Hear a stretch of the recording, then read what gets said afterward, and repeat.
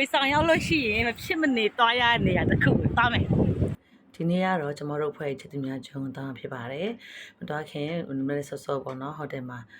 breakfast စားပါတယ်။ hotel breakfast ကတော့အစုံပဲရှင်တော်တော်လေးလည်းကောင်းတယ်ပေါ့နော်။နောက်တိုင်းဆက်လေးလည်းပါတယ်။ပြီးလို့ရှင်တရုတ်ဆက်စားထမင်းကြော်တို့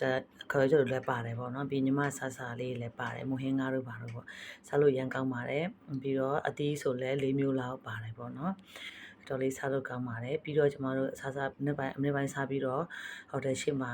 ခဏလေးပေါ့နော်အပန်းဖြေတဲ့မှတ်တဲ့ပုံလေးတွေရိုက်ကြတယ်ပေါ့နော်နေ့လည်စာကတော့ကျမတို့ချက်ပိုးကနေမှစားပါတယ်ပစွန်စီပြန်ချက်ပြီးချင်းငါးစီပြန်ချက်နဲ့ပြီးလို့ရှိရင်အရွက်ကျော်တိုးစရာအစုံနဲ့ပေါ့နော်အချင်းဟင်းနဲ့စားကြတယ်တကယ်စားလို့ရန်ကောင်းပါတယ်ပြီးတော့ကျမတို့ဒီမြကျုံတောက်ဖို့အတွက်ပေါ့နော်ဒါတဘာဝဆန်းခွင်လေးကိုလိမ့်နေတာဖြစ်ပါတယ်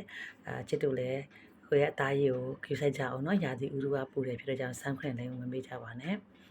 အခုကတော့ကျမတို့ချစ်သူများကျုံကိုရောက်နေပါပြီ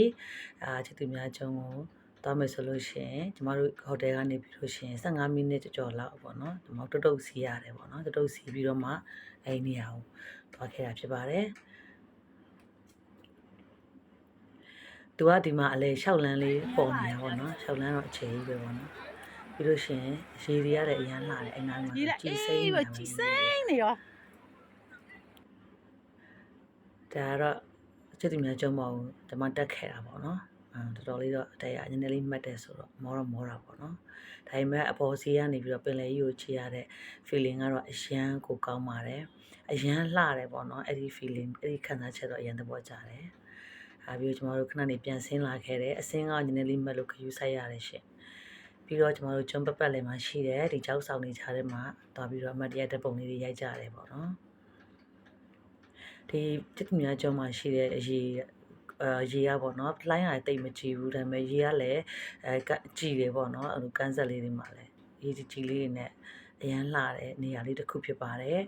ပြီးတော့ကျမတို့တော်တဲ့ချိန်ကညနေပိုင်းလေးရောက်သွားတာဖြစ်တဲ့အတွက်ကြောင့်မို့လို့ညနေစီးစာအချိန်လေးပေါ့နော်ပင်လယ်ကန်းဆက်မှာအဲ့စီးစာအချိန်လေးလည်းအရန်လှတာကိုတွေ့ခဲ့ရတယ်ပြီးတော့အမတ်တရကြောက်တုံးလေးတွေလည်းစီးခဲ့ပါတယ်ကျမရဲ့ချစ်သူများကျွန်းရဲ့ blog လေးကဒီလောက်ပါပဲအဆုံးလေးကြည့်ပြီးကျေးဇူးများကြီးတင်ပါတယ်တတား